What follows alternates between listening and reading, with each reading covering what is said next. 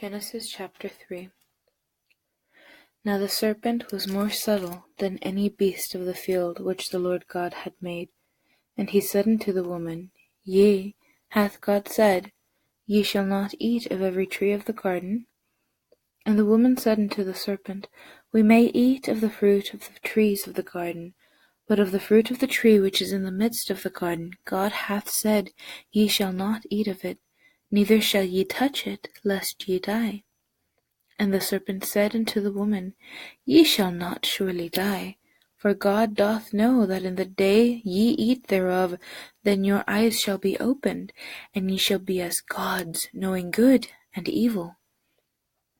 And when the woman saw that the tree was good for food, and that it was pleasant to the eyes, and a tree to be desired to make one wise, she took of the fruit thereof, and did eat, and gave also unto her husband with her, and he did eat. And the eyes of them both were opened, and they knew that they were naked, and they sewed fig leaves together, and made themselves aprons. And they heard the voice of the Lord God walking in the garden in the cool of the day.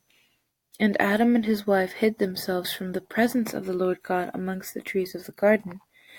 And the Lord God called unto Adam, and said unto him, Where art thou? And he said, I heard thy voice in thy garden.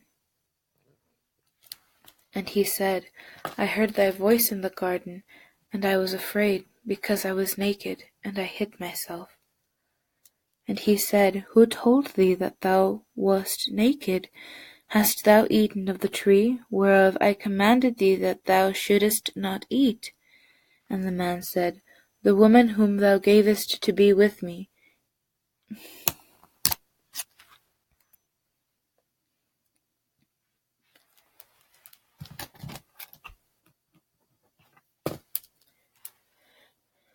And the man said, The woman whom thou gavest to be with me, she gave me of the tree, and I did eat. And the Lord God said unto the woman, What is this that thou hast done? And the woman said, The serpent beguiled me, and I did eat. And the Lord God said unto the serpent, Because thou hast done this, thou art cursed above all cattle, and above every beast of the field. Upon thy belly shalt thou.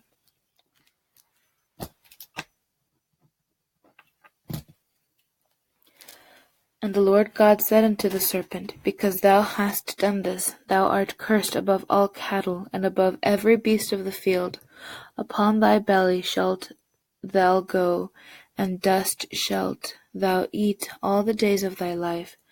And I will put enmity between thee and the woman, and between thy seed and her seed. It shall bruise thy head, and thou shalt bruise his heel. Unto the woman he said, I will greatly multiply thy sorrow and thy conception. In sorrow shalt thou bring forth children, and thy desire shall be to thy husband, and he shall rule over thee.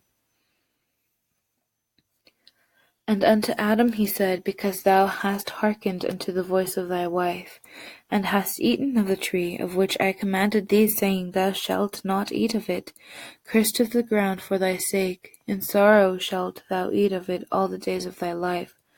Thorns also and thistles shall it bring forth to thee, and thou shalt eat the herb of the field. In the sweat of thy face shalt thou eat bread, till thou return unto the ground.